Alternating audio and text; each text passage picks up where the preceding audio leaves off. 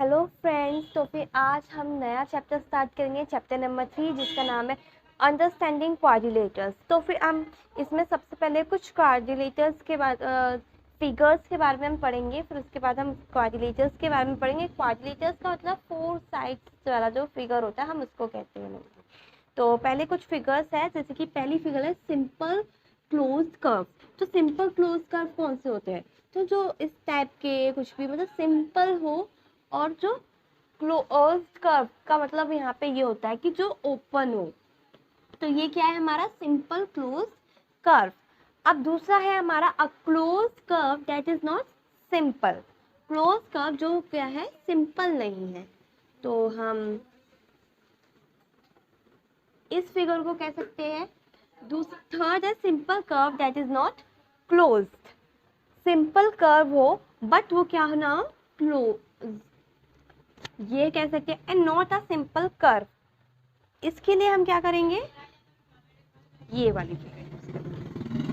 तो ये कुछ फिगर्स हैं, जैसे कौन सी चीजें सिंपल क्लोज कर्व में आती है और कौन सी a close curve that is not simple, a simple curve that is not close. अगर हम बोलेंगे तो वो इस टाइप की फिगर्स को बोलेंगे, और नॉट अ सिंपल कर्व वो हम इस टाइप की फिगर को बोलेंगे। तो ये कुछ 4 चीजें थी। अब इसके बाद आपके चैप्टर में पॉलीगॉन के बारे में पढ़ा है। तो पॉलीगॉन क्या होता है?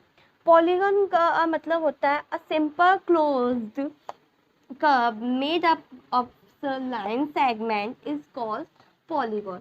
मेनली मतलब इसका क्या होता है कि कोई भी एक सिंपल क्लोज जो सेगमेंट होता है हम उसको पॉलीगॉन कहते हैं। जैसे कि ये जो हुआ इस टाइप की फिगर हुई, या फिर इस टाइप की कोई फिगर हुई, तो ये क्या है हमारे सिंपल क्लोज सरफेस भी है और क्लोज्ड है। तो हम इनको क्या करेंगे, और कर्व भी है। तो ये क्या है, कर्व दैट आर पॉलीगॉन्स। अब कुछ जैसे कि इस टाइप के हुए, अब ये क्लोज्ड एक तरीके से देखा तो ये क्लोज्ड है बट यहाँ से ओपन है, तो ये पॉलीगॉन नहीं कहलाएंगे। जैसे कि इस टाइप के हुए, अब ये क्लोज तो है बट ये सिंपल में नहीं आएगा, तो ये कर्व्ड है बट पॉलीगॉन नहीं माना जाएगा। और कुछ इस टाइप की भी फिगर देखने को मिलती है, तो ये भी क्या है, ये भी कहने को फिगर है बट ये भी हमारा पॉलीगॉन में नहीं हुआ। तो पॉलीगॉन में जो आएंगी फिगर वो सिर्फ ये इस टाइप की फिगर होगी, इन्हें हम क्या कहेंगे, पॉलीगॉन। नेक्स्ट आगे क्लासिफिकेशन ऑफ पॉलीगॉन्स कुछ दिए गए हैं, हम उन्हें और एक बार देख लेते। तो पहला हमारा जो क्लासिफिकेशन है वो है ट्रायंगल। जो ट्रायंगल होता है हम इसको भी क्या कहते हैं, पॉलीगॉन ही कहते हैं। अब इसके वर्टेक्स जो होते हैं हमारे वो कितने थे, वर्टेक्स कह लो 1 2 3 वर्टेक्स होते हैं, और साइड भी हमारी इसकी कितनी होती है, 3 ही साइड्स होती हैं। नेक्स्ट इसमें क्या है, क्वाड्रिलेटर, जिसके बारे में हम पढ़ेंगे ही। हमारा पूरा चैप्टर इसी के बारे में, क्वाड्रिलेटर। तो क्वाड्रिलेटर कुछ इस टाइप का होता है। मेनली हम इसके 4 साइड्स कह सकते हैं कि 4 साइड्स होती है वो हमारा क्वाड्रिलेटर होता है। इसमें हमारे वर्टेक्स कितने होते हैं, 4 होते हैं। साइड्स होती हैं 4 होते हैं। नेक्स्ट है हमारा पेंटागन। अब इसके आगे जो भी डिजिट होगी वो बढ़ती जाती है, मतलब वर्टेक्स साइज हमारी बढ़ जाएगी 5, तो यानी कि 5 साइड वाला जो क्लोज सरफेस होगा हम उसको क्या कहेंगे, पेंटागन। नेक्स्ट हमारा हो जाएगा 6 साइड वाला, तो 6 साइड्स वाला होगा कुछ इस तरीके से होगा, 1 2 3 4 5 6 हो गए साइड, और उसको हम क्या कहेंगे, हेक्सागन। नेक्स्ट होगा 7 साइड वाला, वो होगा कुछ 7 साइड का, 1 2 3 4 5 6, इस तरीके से देखो 6 7 है ना, इस तरीके का हुआ, और उसको हम क्या कहेंगे, हेप्टागन। नेक्स्ट 8 साइड वाला हुआ, तो 8 साइड होंगी कुछ इस तरीके से होगा। देखिए तो 1 2 3 4 5 6 7 8 साइड होगी, और उसको हम क्या कहेंगे, ऑक्टागन। ऐसे ही 9 वाले को हम नैनोगोन नोनागोन बोलेंगे, और 10 वाले को डेकागोन। तो ऐसे ही जितनी भी 9 वाइज रहेगी, जितने नंबर होंगे तो जितनी साइड होंगी उतने ही एन गॉन लग जाएगा आखिर में, तो वही हम उसका नेम हो सकता है।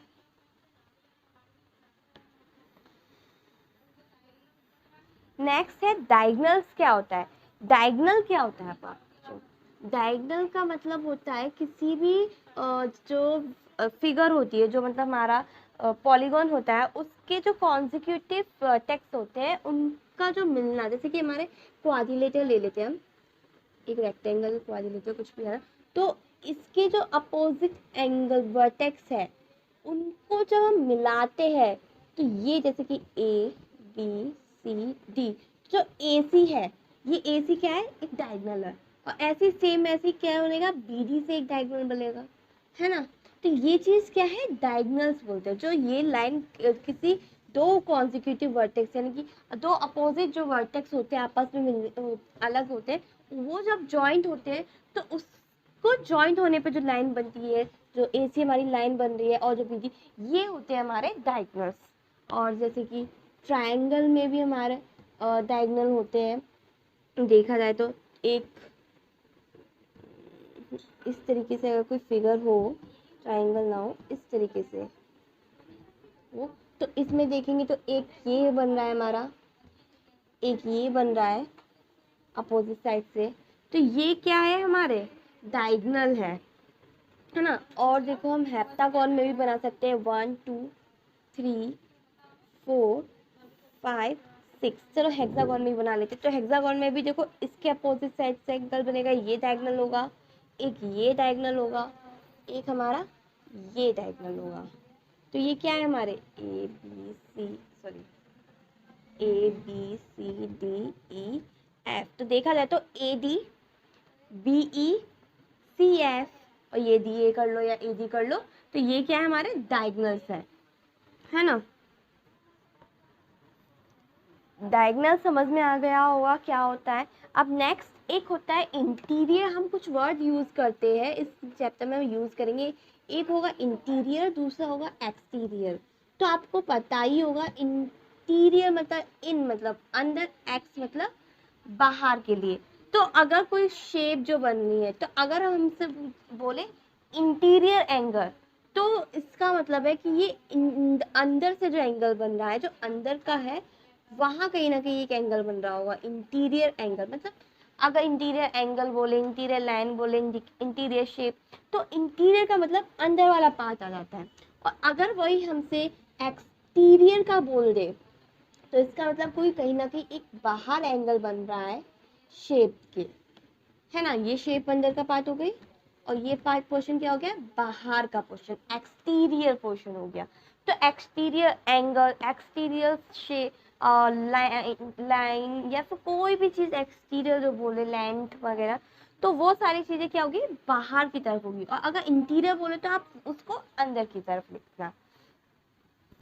अब एक होते हैं कॉन्वेक्स और एक होते हैं कॉनकेव पॉलीगॉन्स। अब ये क्या होते हैं?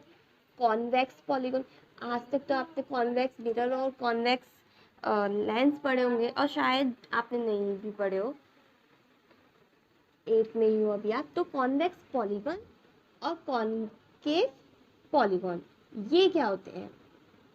तो कॉन्वेक्स पॉलीगॉन जैसे कि मतलब ये हमारे क्लोज सरफेस होते हैं, और होते तो दोनों ही पॉलीगॉन ही है, तो कुछ बनाते हैं ये हुए। और कॉनकेव के लिए हम कुछ इस टाइप की फिगर दे देते हैं, जैसे कि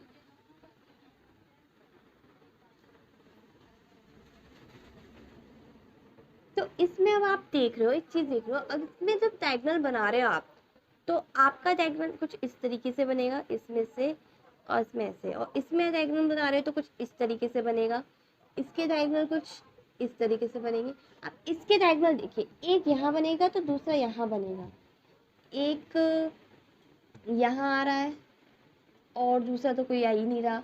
दूसरा इसमें देखते हैं, एक यहाँ आ रहा है, यहाँ आ रहा है, और एक यहाँ भी आ रहा है। तो आप देखेंगे इसमें इन दोनों फिगर में क्या डिफरेंस है। तो इनमें एक चीज डिफरेंस है कि इसमें और इन फिगर्स में जो डायग्राम बन रहे हैं, इनमें एक्सटीरियर डायग्राम भी बन रहे हैं। आप देख रहे हो बाहर की तरफ भी डायग्राम बन रहे हैं शेप से, बट इनमें सिर्फ इंटीरियर ही डायग्राम है, बाहर डायग्राम नहीं बन रहा है कोई भी। तो यही डिफरेंस होता है हमारे कॉन्केव पॉलीगॉन में और कॉन्वेक्स पॉलीगॉन में। कॉन्वेक्स पॉलीगॉन में हमेशा इंटीरियर डायगोनल्स बनते हैं और कॉन्केव में इंटीरियर और एक्सटीरियर दोनों बन सकते हैं। ये अगर किसी भी फिगर में आपको कोई पॉलीगॉन दिया है और आपसे उससे पूछा जाए कि ये कॉन्केव है या कॉन्वेक्स है, तो उसमें सिर्फ इतना अंतर आप देखना कि इसमें जो डायगोनल बन रहे हैं वो क्या एक्सटीरियर बन रहे हैं या इंटीरियर ही बन रहे हैं। अगर सिर्फ इंटीरियर बन रहे हैं तो कॉन्वेक्स है, और अगर एक्सटीरियर भी बन रहे हैं तो कॉन्केव है। ये इनमें डिफरेंस होता है। अब नेक्स्ट है इसमें रेगुलर पॉलीगॉन्स और इर्रेगुलर पॉलीगॉन्स। अब ये क्या होते हैं, रेगुलर और इर्रेगुलर। अब रेगुलर का तो आपको तो बस यही पता होगा, रेगुलर स्कूल जाना है या फिर नहीं जाना है। तो रेगुलर पॉलीगॉन और इर्रेगुलर पॉलीगॉन में क्या डिफरेंस होता होगा नॉर्मली चीज़ में, तो इनके बारे में हम पढ़ते हैं। तो रेगुलर और इर्रेगुलर में इतना डिफरेंस होता है कि जो रेगुलर पॉलीगॉन होते हैं वो उनके पास बहुत इक्वल एंगुलर और इक्वल लेटरल दोनों होते हैं। कैसे होते हैं, इक्वल एंगुलर और इक्विलेटरल दोनों होते हैं। बट जो हमारे इर्रेगुलर होते हैं वो या तो फिर इक्वल एंगुलर होंगे या फिर इक्विलेटरल होंगे, सिर्फ कोई एक ही होगा। और ये दोनों होते हैं, बोथ में होते हैं रेगुलर में। अब जैसे कि एग्जांपल हमारा स्क्वायर है, अगर हम स्क्वायर को देखें तो इसकी चारों साइड इक्वल होते हैं यानी इक्विलेटरल हो गया। और दूसरी बात, इसके एंगल भी 90 डिग्री के होते हैं यानी कि इक्वल एंगुलर हो गया। वहीं हम अगर रेक्टेंगल को देखें तो उसकी सिर्फ अपोजिट साइड इक्वल होती है और यहाँ वाली अपोजिट साइड इक्वल होती है। बट एंगल जो होते हैं उसके चारों इक्वल होते हैं, यानी कि जो रेक्टेंगल होता है वो हमारा सिर्फ इक्वल एंगुलर होता है, उसके चारों एंगल इक्वल होते हैं। बट जो लेंथ होती है उसकी वो चारों लेंथ इक्वल नहीं होती, उसकी सिर्फ दो अपोजिट लाइन इधर की और दो अपोजिट लाइन इधर की इक्वल होती है। दूसरी चीज़ एक बात और याद रखिएगा, जब भी हम अपोजिट लाइन को इक्वल दिखाते हैं तो हम ये साइन लगाते हैं इस तरीके इस डबल तरीके का। तो ये मतलब होता है कि अगर एक साइन लगा रहे तो हम, जैसे कि ये वाला साइड हमने लिखा दी ये, अब दूसरी लाइन कौन सी इसकी इक्वल है हम उसी पे भी वही सेम साइन बनाएंगे। अब जैसे कि मैंने यहाँ पे इन दोनों साइड पे ये 1 वाला लगाया था और इन दोनों साइड पे ये 2 साइन लगाए थे, तो इसका मतलब ये है कि जो 1 1 वाले हैं वो इक्वल है और जो 2 2 वाले हैं वो इक्वल है। अगर मैं ऐसे लगा देती 1 1 इधर 1 1 इधर और 2 डबल डबल इधर, तो इसका मतलब ये दोनों साइड इक्वल होती है और ये दोनों साइड। बट आपको क्या लगता है ये दोनों साइड इक्वल होती है? नहीं ना।